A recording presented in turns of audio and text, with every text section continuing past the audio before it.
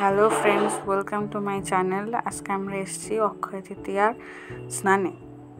এবছর অক্ষয় তৃতীয়ার স্নানে আমরা সবাই মিলে গিয়েছি, খুব মজা হয়েছে। আসার সময় একটা রেল গেটের নিচে বাঁধের মতো জায়গায় অন্ধকারের মতো ছিল, তো সেখানটা দিনের বেলা আলো থাকলেও রাতের বেলা আলো থাকে না। তো বাড়িতে আসার পরে এখন রেস্ট নিয়ে খাওয়া দাওয়া করে আমি যাচ্ছি টিউশন পড়াতে আমি যাচ্ছি। টিউশন পড়াতে রাস্তা দিয়ে যাচ্ছি, এখন পর্যন্ত প্রচুর রোদ।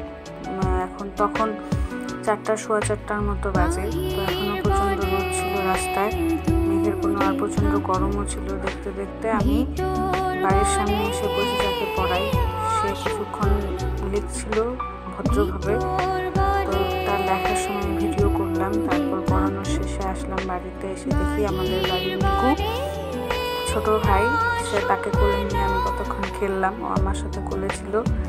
আর সামনেই আমার আরেক বোন, ও হচ্ছে মিকুর দিদি, ও পুরো পোজ নিয়ে একদম পুরা কাণ্ডকীর্তি। তারপর আমি বলছিলাম যে মিকুকে এরকম দেখায়, তারপর আমার আরেক ছোট বোনকে দেখাইতে। তো এই যে ক্যামেরাম্যানও পোজ ভালোই দিতেছে। তো প্লিজ সাবস্ক্রাইব মাই চ্যানেল, এরকম ভিডিও